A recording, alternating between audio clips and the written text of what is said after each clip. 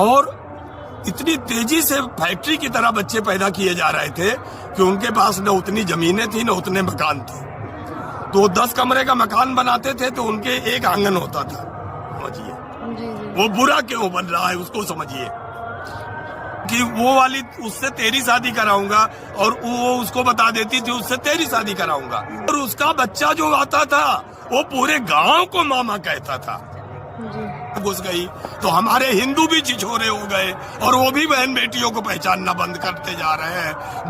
महाराज जी, आपने जातिवादी पे जो विचार रखे हैं, आप कह रहे जातिवादी होना भी जरूरी है। यस। और आप जैसे अभी आपके जो शिष्य हैं वो भारत से मतलब फॉरेनर भी हैं, विदेशी भी हैं, तो उनमें भी आप जात नहीं देखते होंगे। बाबू आपने फिर नहीं समझा जी। जाति 2 चीजों का सूचक था जी। एक हमारे व्यवसाय का जी।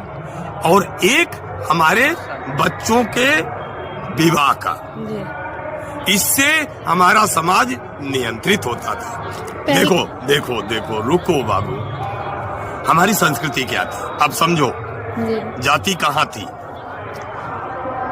आज के 40-50 साल पहले तक का जो समाज था, जब हमारी बेटी विवाह के बाद अपने बेटे को लेकर के ननिहाल आती थी, तो क्या आप जानती हो क्यों किसकी बेटी होती थी?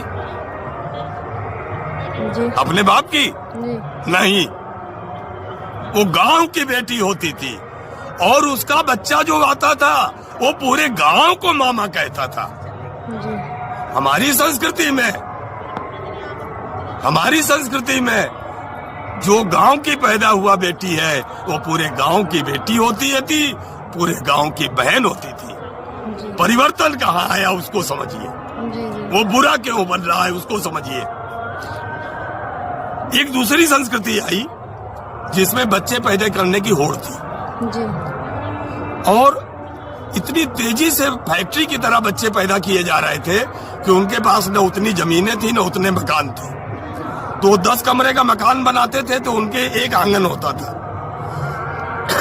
चारों तरफ से उनके 10 परिवार होते थे और परिवार में जब छोटे छोटे बच्चे पैदा करने की तो प्रवृत्ति ही थी।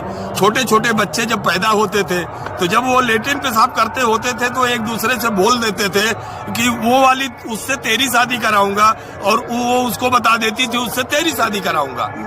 तो आंगन में शादी करने वाली संस्कृति जब हमारे सनातन में घुस गई तो हमारे हिंदू भी छिछोरे हो गए और वो भी बहन बेटियों को पहचानना बंद करते जा रहे हैं। दुख इस बात का है, जाति बुरा नहीं है। वो जूस गांव में जितनी भी जातियां निवास करती थी सब उसको बेटी कहती